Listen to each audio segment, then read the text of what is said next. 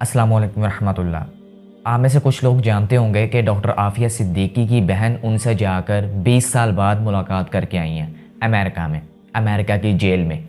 अल्हम्दुलिल्लाह वो खैर आफियत से हैं, उनका ज़हनी तवाज़ुन बिल्कुल दुरुस्त है। बस थोड़ी सी समात जो है, सुनने की जो ताकत है वो थोड़ी सी कम हुई है। वो भी तशद्दुद की वजह से, उनके सर के ऊपर जो तशद्दुद किया गया उस वजह से उनकी जो समात है वो थोड़ी सी कम हुई है। 2.5 घंटे की बहन से मुलाकात हुई है और इंशाल्लाह वो पाकिस्तान जल्द वापस आएंगी। आप ज़रा इनकी हिम्मत और हौसले का अंदाज़ा लगाइए कि बड़े से बड़ा ताकतवर इंसान जो है इस मौके के ऊपर आकर हिम्मत खो बैठता है।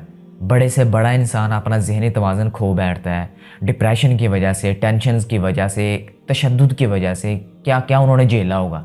लेकिन ये हमारी बहन इतनी ताकतवर निकली, इतनी ताकतवर निकली कि अपने बच्चों की याद लेकर, अपनी माँ की याद लेकर, अपने शौहर की याद लेकर और सिर्फ़ इसी सहारे बैठी है कि कभी तो अल्लाह मेरी सुनेगा और इंशाल्लाह अल्लाह मेरी मदद करेगा। सुनने की ताकत जो थोड़ी सी कम हुई है वो भी इंशाल्लाह जब पाकिस्तान आएंगी तो अल्लाह के हुक्म से वो भी ठीक हो जाएंगी। बड़े नाम नहाद लिबरल्स और मुहल्लिदीन ये कहते हुए थकते नहीं हैं कि यूरोप का निज़ाम तो इतना साफ़ सुथरा है, वहाँ पे तो इंसानियत के इतने ज़्यादा हकूक़ों का पास रखा जाता है कि हम लोग बयान नहीं कर सकते, इतनी सफाइयाँ देते हैं। लेकिन मेरा उनसे सवाल है कि ये भी तो इंसानियत ही है। ये इंसानियत, इनके ऊपर आके इंसानियत ख़त्म हो जाती है उनकी।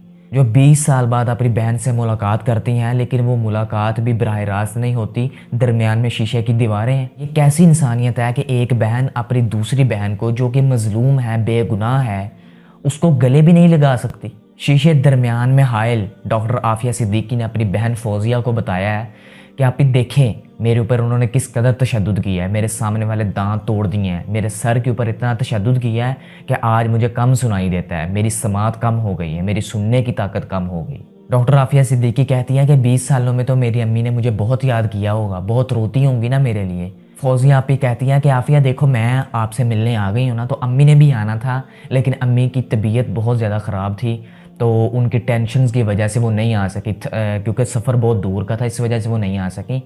लेकिन इंशाल्लाह तुम पाकिस्तान आओगे तो आके अम्मी से मिल लेना। तसल्ली दी, हौसला दिया। लेकिन आपी फौजिया जब अपने मुंह से अल्फाज निकाल रही होंगी तो दिल ही दिल में अपनी माँ के लिए मगफरत की दुआएं भी कर रही होंगी। डॉक्टर आफिया सिद्दीकी ने बहुत सारी बातें करनी होंगी, बहुत सारे गिले शिकवे करने होंगे कि कहीं से तो मेरा मुसलमान भाई उठेगा, कोई मेरी मज़लूमियत के ऊपर आवाज़ उठाएगा, कहीं से तो कोई पाकिस्तानी सियासतदान उठेगा, मेरी मज़लूमियत के ऊपर आवाज़ उठाएगा। लेकिन अफसोस, आखिर मुझसे ऐसी कौन सी ख़ता हो गई जो मुझे ऐसी अज़ियतों के अंदर अपनी ज़िंदगी गुजारना पड़ी। कौन सा ऐसा गुनाह हो गया जिसकी सज़ा मुझे दुनिया के अंदर इतनी ज़्यादा मिली है। ये उनकी सारी बातें थीं जो उन्होंने अपनी बहन से की हैं 20 साल बाद। जितनी हो सकती हैं उनके लिए बस दुआएं करें कि अल्लाह ताला उनको खैर आफियत से पाकिस्तान वापस लेकर आए, अपने मुल्क पाकिस्तान में। लेकिन अभी फौजिया के पास इन तमाम सवालों के जवाब नहीं थे। वो क्या बताती है अपने मुसलमान भाइयों के लिए, वो क्या बताती है अपने मुसलमान सियासतदानों के बारे में कि वो तो आपस में लड़ रहे हैं, उनको तो आपस में लड़ाई से ही फुर्सत नहीं मिल रही। तुम तो बड़ी दूर की चीज़ हो, वो तुम्हें कहाँ से देखें, कौन सी आवाज़ उठाएं, अमेरिका के नीचे दबे हुए हैं।